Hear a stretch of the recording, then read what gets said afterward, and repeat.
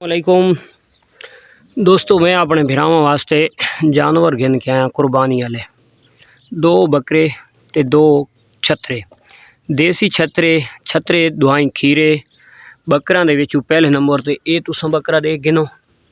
ऐब तान कोई चीज़ कोनी, बंदा इत्थे कोनी, नहीं तो मैं एक एक करके नप के ते तुहानू इन्हां दी दिखवावां। वो जड़ा है कुर्बानी तो वड्डा, लेकिन हाजिर दुंदा नहीं थिया। वो जैसा दिल मुतमैन होसी तो ठीक है, नहीं तो नहीं सही। एक कलेर दुंदा थिया खलोता है, एक दांदे कट गिदा दुंदी वाला तो एक कलेर दुंदा है। ये तरसली कर गिनो। उस तो बाद एक छतरा ये है देसी कजले छतरे, ये चेक करो जी। तरसली नाल वजन ठीक बनाई पैन ते ये 19-20 है ना। यदि थोड़ी हाइट परले तो थोड़ी जी कम है, तो ओदी थोड़ी हाइट ज़्यादा है, लेकिन वेट तकरीबन दुहां दा बराबर है। मूँह दे विचों दुहाई खीरे अजे तक दुंदे नहीं थे। तरसली दे नाल देख गिनो। इन्हां दी मैं प्राइज़ भी दसैना तुहानू, और जानवर तुसां तरसली नाल देख गिनो। ऐब तान दी मेरी गारंटी होसी, कोई ऐब नहीं, कोई नुक्स कोनी, बिल्कुल रुपया तो रुपया। छतरे भी बकरा भी, बकरे दुहाई यानी कि बैब हैं, लेकिन ये जड़ा चीना बकरा है तो ये सजे ताई कलेर दो दंद नहीं होया, ते हे कुर्बानी तो पहले दा। ते दूसरा छतरा ये है, ये आला लेंथ भी अच्छी है छतरा कोलों। छतरे गोश्त भी ठीक बनाई पैन। इसकी थोड़ी हाइट ज़्यादा है परले तो, चाड़ा वो ज़्यादा है। लेंथ ही दुहां दी माशाल्लाह अच्छी है, सोहनी लेंथ है। इन दुहाई बच्चे अजे तक खीरे तकरीबन 9 तो 10 महीने तकरीबन इतनी है जो सी 9 महीने है जो सी इन्हां दी। ये तरसली नाल दे अगे नो।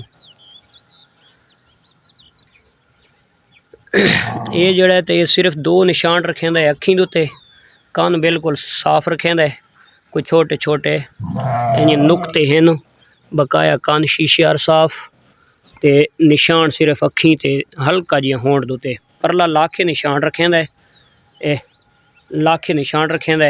ये यानी कि कक्कां दे च आंदा है, ते सिर्फ 2-3 निशान है, एक होंठ दे, 2 अखीं दे। कान साफ रखें दा।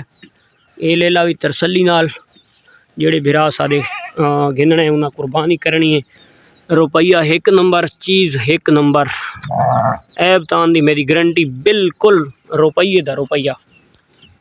वज़न दा मैनू पूरा अंदाज़ा नहीं लगता, ते लेकिन टेवा तौर है कि तकरीबन 60 तो 65 किलो तो कुछ शायद 70 किलो ही थी वजन जिंदा। तो लेकिन ये है कि मेरा टेवा ही ने मोटा मोटा। तो ये बकरा भी है, तो ये चिट्टा बकरा ये उन्होंने दे विच कोई थोड़ा जिहा वजन दे कम हो सी जिंदा। तो तकरीबन 55 के नेड़े गालबन ये भी लग वैसी 50-55 तो उत्ते उत्ते हो सी। लेकिन मैं पूरी भाई समझ नहीं आती वेट दी। मैं एक टेवे तौर पर दसैंदा पिया, मत उत्थे वञो तो तुसां जनाब रखो कंडे दे ते कंडे दे रख के तुसां आखो लाला झूठ मार गया। तो अल्लाह पाक झूठ तो बचावे, झूठ दी लानत अल्लाह सादे दी ना आवे। तगमा तो अच्छी गल है, ते लेकिन जो भी हैं तुहाडी नज़रां दे सामने हाइट ठीक है, उम्र के लिहाज नाल वज़न अच्छा बनाई पैन, मोटे ताज़े हैं, समझ आ गई है। ते इदू भी देख गिनो। ये बच्चा भी ऐब दी मैं तो बार बार आदा पिया कि ऐब तान दी मेरी गारंटी है, यानी कि मैं रुपया जी चीज़ है ये मेरे नहीं, तो मैं पराई चीज़ के पिछों अपनी कबर अंगारे नहीं भरनी। एक नंबर गल। तो इन्हां दी जनाब 1,95,000 रुपया इन्हां दी डिमांड है त्रिहां दी। 1,95,000 रुपया। ये तकरीबन फैनल भी है, जो त्रेई कोई कट्ठे गिन सी तो शायद कोई थोड़ा बहु थी वैसी, लेकिन तकरीबन ये रेट इन्हां दा मंडी दा अजकल दा तकरीबन ये रेट दे विच हैं। लेकिन जेड़ा बिरा भी गिनदा है तो ये उसनूं असां इंशाअल्लाह कोई थोड़ा बहु जेड़ा होया तो इंशाअल्लाह कर देसां। ते तरसली नाल वत भी तुसां मजीद देख गिनो। लेलां दे विच ते बकरे दे विच ऐब तान कोई चीज़ को नहीं, बिल्कुल रुपये दा रुपया। खास कर जेह्ड़े भिरा घिन के ते वत अगां सेल करना चाहवें तां समझ उन्हां दा ही बजट है, ते जेह्ड़े आप कुर्बानी करन तां उन्हां वास्ते भी ते भी ये सोना है।